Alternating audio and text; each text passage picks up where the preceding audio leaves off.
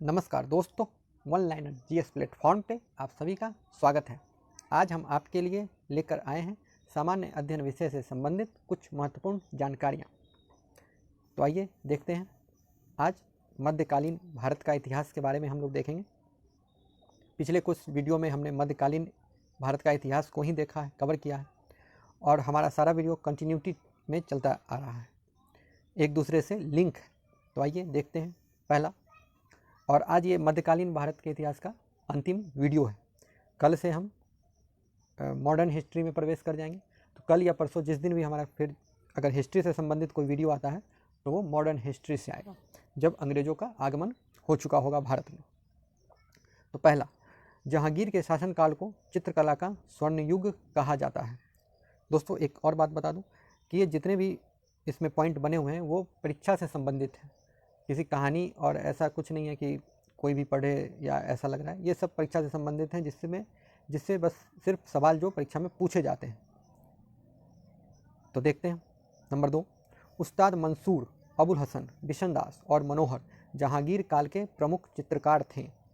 Number 3, दक्षिण भारत के अहमदनगर विजय से खुश होकर जहांगीर ने खुर्रम को शाहजहां की उपाधि दी थी। नंबर 4, जहांगीर का मकबरा लाहौर में स्थित है। नंबर 5 ये होना चाहिए था लेकिन मिस्टेक है, कोई बात नहीं। शाहजहां ने आगरा में शीश महल तथा चीनी का रौजा बनवाया था। नंबर 5, शाहजहां के शासनकाल में फ्रांसीसी यात्री ट्रेवेर्नियर, जो कि एक जौहरी था, तथा बर्नियर, जो कि पेशे से चिकित्सक था, भारत आया था। नंबर 6, दारा सिकोह सामूगढ़ के युद्ध में औरंगजेब से पराजित हुआ था। नंबर 7, दारा सिकोह ने उपनिषदों का फारसी अनुवादी संग्रह किया, जिसे सिर-ए-अकबर नाम दिया गया। नंबर 8, औरंगजेब ऐसा मुगल शासक था जिसने अपना 2 बार राज्याभिषेक करवाया।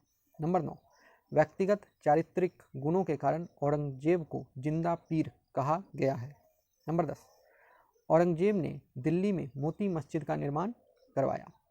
नंबर 11, औरंगजेब ने स्वयं नेतृत्व कर बीजापुर को अपने साम्राज्य में मिला लिया।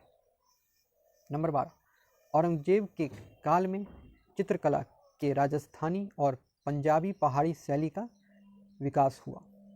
नंबर 13, गुरु गोविंद सिंह जी के द्वारा औरंगजेब को लिखा गया पत्र जफरनामा कहलाया। नंबर 14, मुगल सम्राट औरंगजेब द्वारा 1700 ईस्वी में मुर्शीद कुली खां को बंगाल का दीवान नियुक्त किया गया। इस समय बंगाल का सूबेदार अजीमुन शान था। नंबर 15, मुर्शीद कुली खां ने बंगाल की राजधानी ढाका के स्थान पर मुर्शिदाबाद को बनाया। नंबर 16, मुर्शीद कुली खां ने भू राजस्व बंदोबस्त के जरिए जागीर भूमि के एक बड़े हिस्से को खालसा भूमि में तब्दील कर दिया तथा ठेके पर भू राजस्व वसूली की नई प्रणाली इजारेदारी व्यवस्था की शुरुआत की। अब दोस्तों हम उत्तर मुगल काल, मतलब मुगल काल के बाद जो उत्तर मुगल काल, ये लोग भी मुगल वंश से ही संबंधित थे, लेकिन इसको उत्तर मुगल काल कहा जाता है। तो ये लोग कौन कौन से राजाओं ने शासन किया दिल्ली में, उनके बारे में हम देखेंगे। और कभी कभी क्रम पूछ लेता है कि पहले कौन था उसके बाद कौन आया परीक्षा में। तो देखते हैं। उत्तर मुगल काल में बहादुर शाह प्रथम, जिसको मुअज्जम भी कहा गया है इतिहास में, उसके बाद जहांदार शाह, उसके बाद फर्रुखसियर, और उसके बाद सबसे अब तक के बेहतरीन मुगल शासकों में से एक मोहम्मद शाह रंगीला। इनका ये उपनाम था रंगीला। ये बहुत ही खुशमिजाज थे और अपने दरबार में अलग अलग तरह की हरकतें करने के लिए जाने जाते थे, इसलिए इनका उपनाम रंगीला दिया गया था। मोहम्मद शाह के शासनकाल 1739 में ही नादिर शाह का आक्रमण हो गया। नादिर शाह को ईरान का नेपोलियन कहा जाता है। मोहम्मद शाह रंगीला के बाद अहमद शाह बहादुर आए, जो कि अहमद शाह के शासनकाल में ही अहमद शाह अब्दाली का आक्रमण हुआ।